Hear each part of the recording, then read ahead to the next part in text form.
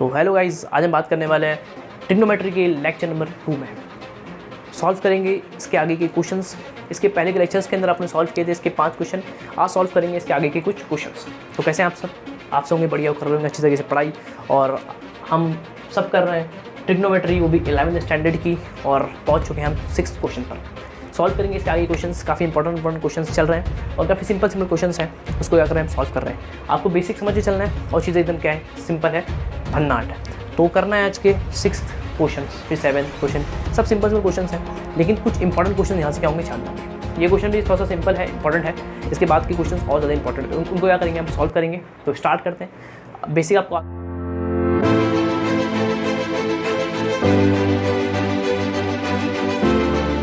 Find the all trigonometric functions whose terminal arms are given. मतलब sir all मतलब सबके साथ मालूम करना है, 6 के 6 जो फंक्शंस हैं उनको क्या करना है, भी मालूम करना है। Whose terminal arms are given मतलब सर ये क्या होता है, हुज टर्मिनल आर्म्स, इस मतलब क्या? देखो एकदम सिंपल होता है, आपको मालूम है क्या? देखो एकदम सिंपल क्वेश्चन है, इसको मैं सॉल्व करूँगा बहुत आसान तरीके से, कोई दिक्कत होने वाली आपको नहीं है। देखो whose terminal arms are given which is 1। देखो 3, -4। आपको मालूम है कि कॉर्ड के अंदर एक ब्रैकेट के अंदर ये जो होता है वो x होता है, ये y होता है। That's called x coordinate, that's called y coordinates. तो ये असल में आपको x, y दे के रखा है, कोई दिक्कत नहीं सर। तो इट्स मीन आपका x कितना, आपका 3 है और y आपका कितना है, -4 है, कोई दिक्कत नहीं सर। x और y आपको निकल गया। देखो आपको मालूम है कि इस जो ट्रिग्नोमेट्रिक फंक्शंस होते हैं वो 3 चीज़ से मिलके बने हुए, x, y और r से। क्योंकि जितने भी ट्रिग्नोमेट्रिक फंक्शंस हैं उनके अंदर सिर्फ 3 चीज़ें यूज़ की गई हैं, x, y और r की हेल्प से ये सब के सब ट्रिग्नोमेट्रिक जो फंक्शन है बने हुए हैं, y, r, x। देखो इन 3 चीज़ का यूज़ करके हुए सब अगर अपने को ये 3 चीज़ मालूम है, अगर आपके पास x है, आपके पास y, आपके पास r है, तो ये जितने ट्रिग्नोमेट्रिक फंक्शंस हैं ये सब के सब आपके हैंड में है, आपके हाथ में है। तो अगर आपको मालूम करना है ये सब, तो आपको मालूम होना चाहिए x, y और r। आपके पास 2 चीज़ आपको मालूम पड़ चुकी है, क्या आप थर्ड चीज़ निकाल सकते हो? बिल्कुल sir, because of by using Pythagoras theorem. ये एक राइट एंगल ट्राइंगल है, तो we can apply Pythagoras theorem which is equal to what, r square which is equal to x square plus y square. तो बस यही करना है, बस आपको 2 आपके पास है, थर्ड मालूम करना पड़ेगा, क्योंकि अपने को ये सब मालूम करना है। तो आपको आपके पास x, y और r नोन होने चाहिए, मालूम होने चाहिए। तो बाय दी नोइंग, बस इसको मालूम करने के लिए, इसको जानने के लिए अपने पास 2 है, तीसरों को मालूम करना है। तीसरा मालूम करेंगे by using Pythagoras theorem. Simple concept होता है, आपने 10th में भी सॉल्व कर चुके हो। 2 आपके पास है, थर्ड निकालेंगे बाय यूजिंग पाइथागोरस थ्योरम। तो we have to calculate r। r कैसे निकलेगा? By using Pythagoras theorem. देखो अप्लाई करेंगे बाय यूजिंग पाइथागोरस, समझ गए, पाइथागोरस थ्योरम, समझ गए। तो वो क्या होता है, वो होता है r square which is equal to x square plus y square. r मालूम करना, x कितना है, 3 है, तो 3 का स्क्वायर हो गया, प्लस y कितना है, 4, माइनस के अंदर है, -4 है, का स्क्वायर हो गया। देखो 3 का स्क्वायर 9 होता है, 4 का स्क्वायर 16 होता है, ये 25 हो जाएगा आपका r स्क्वायर। तो r कितना होगा आपका, √25 विच इज़ इक्वल टू और 5। कोई दिक्कत नहीं सर, r भी निकल गया, x भी निकल गया, y भी निकल गया। 3 चीज़ आपके पास है, सब के सब आपके हाथ में। सिंपल, देखो एकदम सिंपल, एकदम सिंपल। आपको मालूम करना है find all trigonometric functions. Sine क्या होता है, सिंपल बोलते रहेंगे बस। साइन क्या होता है, साइन होता है अपोजिट, आपको याद होना चाहिए, अपोजिट बटे हाइपोथेनस मतलब r, अपोजिट बटे हाइपो मतलब r। y कितना है, y कितना है, -4, r कितना है, 5। खत्म, सॉल्व हो गया। देखो निकल गया वैल्यू। सिंपल था कि नहीं? एकदम सिंपल था सर, ये तो कुछ था ही नहीं।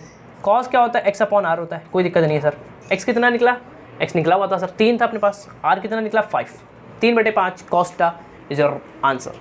क्या निकालना है सर, tan निकालना है। अरे और सिंपल है, तो tan क्या होता है, tan क्या होता है, अरे बहुत सारे फॉर्मूले। जैसे आपको y अपॉन x होता है सर, y कितना है, -4 है, x कितना है, 3 है, खत्म।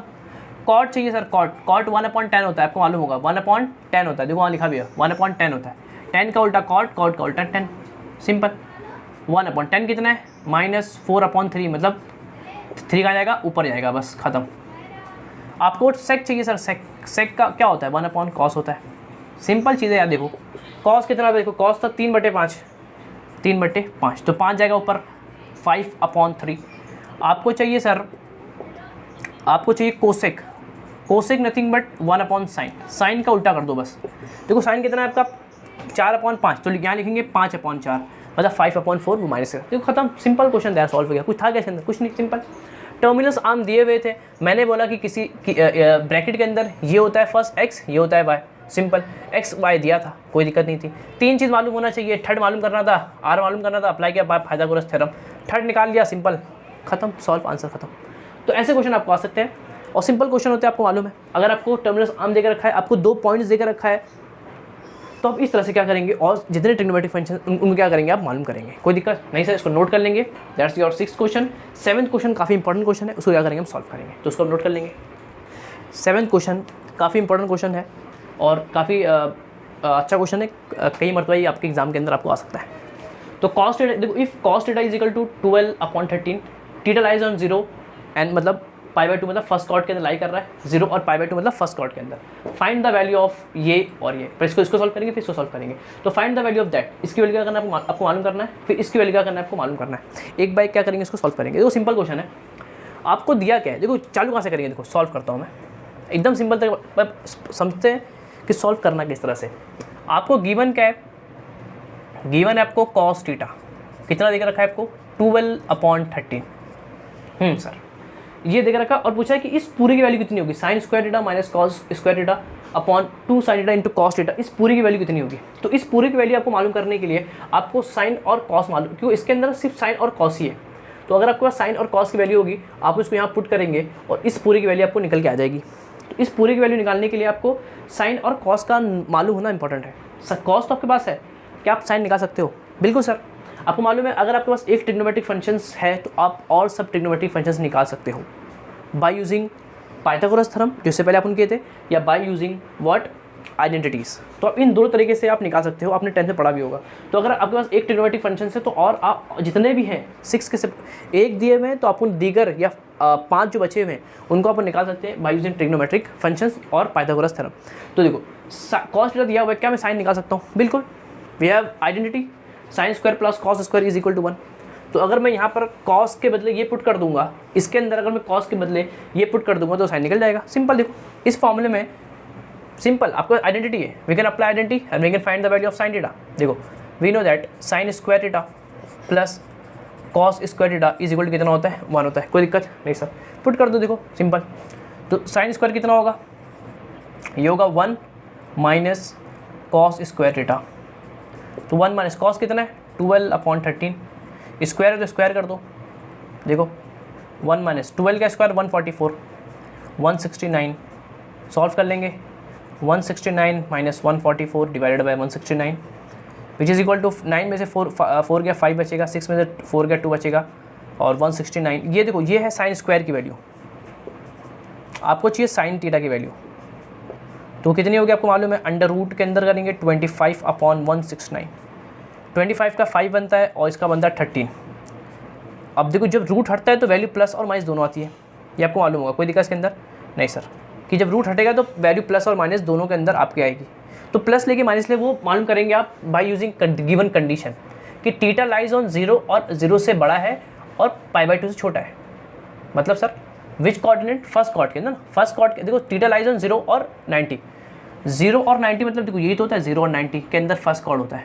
फर्स्ट कॉर्ड के अंदर सब के सब क्या होते हैं? पॉजिटिव होते हैं। दोस्तों आपका साइन में क्या होगा? पॉजिटिव होगा, समझ गए? तो because of given condition we can say that कि sine theta is positive, sine theta is positive मतलब प्लस 5/13 लिखेंगे, because theta lies in first coordinate. समझ गए? तो साइन थीटा कितना होगा आपका? 15/13 होगा। कोई दिक्कत नहीं सर, तो उसको मैं चाहे तो इस तरह से हाईलाइट कर सकता हूँ। देखो तो ये आपका निकल गया 5 क्या निकल गया आपका? 5/13। कोई दिक्कत नहीं सर। तो साइन निकल गया, कॉस निकल गया, तो क्या मैं इस पूरी की वैल्यू निकाल सकता हूँ? बिल्कुल। देखो आपको मालूम क्या करना था, आपको मालूम करना था किसकी वैल्यू? आपको मालूम करना है sign square theta minus cos square theta बटे 2 sine theta into cos theta. इस पूरी वैल्यू क्या करना है आपको मालूम करना है। कोई दिक्कत नहीं सर। तो क्या करेंगे, देखो क्या आपके पास साइन है? बिल्कुल है। कितना है? 5/13, 5/13 स्क्वायर है, स्क्वायर कर देंगे, इंटू के माइनस है, माइनस है, माइनस है ये। कॉस स्क्वायर कॉस कितना है आपका? 12/13, 12/13 का स्क्वायर। अरे सिंपल है, देखो वैल्यू सिर्फ पुट करना है बस। 2 साइन थीटा, साइन कितना है? 5/13 इंटू कॉस कितना है 12/13। देखो जितनी वैल्यू थी यहाँ पर साइन और कॉस था उन दोनों को मैंने फाइंड किया, यहाँ पुट कर दिया, दैट्स ऑल। अब सॉल्व करना है सिंपल, देख लो 5 का स्क्वायर कितना होगा 25, ये होगा 169 माइनस 144 डिवाइड बाई 169। यहाँ सॉल्व कर लेंगे कितना होगा 5 टू 10, 5 10 इंटू 12 और ये 13 169। सिंपल सॉल्व कर लेंगे। देखो बेस से में एक बार लिखेंगे 169 और ऊपर सब्ट्रैक्ट कर लेंगे, कितना बचेगा 144 minus 25 which is what is the value, कितनी वैल्यू होगी इसकी, कॉस कितना 12.30 एकदम सही है, 144 एकदम सही है। इसको सॉल्व कर लेंगे ज़रा, तो 144 माइनस 25, रॉन्ग मत करना इसको बिल्कुल भी, तो कितना होगा देखो 14 माइनस 5 मतलब 14 में से गया आपका 5 विच इज़ 9, 3 में से 2 गया 1 और ये बचेगा 1, तो 119 कितना बचेगा 119। इसमें कोई दिक्कत नहीं, देख लो कितना बचेगा, 14 में से गया 5 बचा 9, ये 3 में 2 गया 1 एकदम सही 119, 11 ऊपर बचेगा 9, साइन में से माइनस क्या आएगी और नीचे देखो 120 डिवाइड बाई 169, देखो ये इससे कैंसिल हो गया तो बचा 119/120 which is the value of sign square theta minus cos square theta. मैं एक बार चेक कर लूँ इसका आंसर, तो इसका आंसर बिल्कुल एकदम सही है, समझ गए। तो इस तरह से क्या करना है आपको सॉल्व करना है, कैलकुलेशन में गलती ना करें वरना आपके आंसर क्या आएंगे रॉन्ग आएंगे। तो इस तरह से क्या होगा, इसका फर्स्ट पार्ट आपका क्या होगा सॉल्व हो गया। Second part we have to calculate 1/10 square theta, इसकी वैल्यू निकालना है। सर इसकी वैल्यू निकालने के लिए अपने पास 10 होना चाहिए, क्या अपने पास 10 है? नहीं सर अपने पास 10 नहीं है, तो क्या हम 10 निकाल सकते हैं? बिल्कुल निकाल सकते हैं। देखो सिंपल फॉर्मूला होता है tan थीटा का, tan थीटा निकालने के लिए सिंपल फॉर्मूला होता है साइन अपॉन कॉस। सिंपल बता रहा हूँ, अपने पास साइन और कॉस की वैल्यू अपने पास नोन है।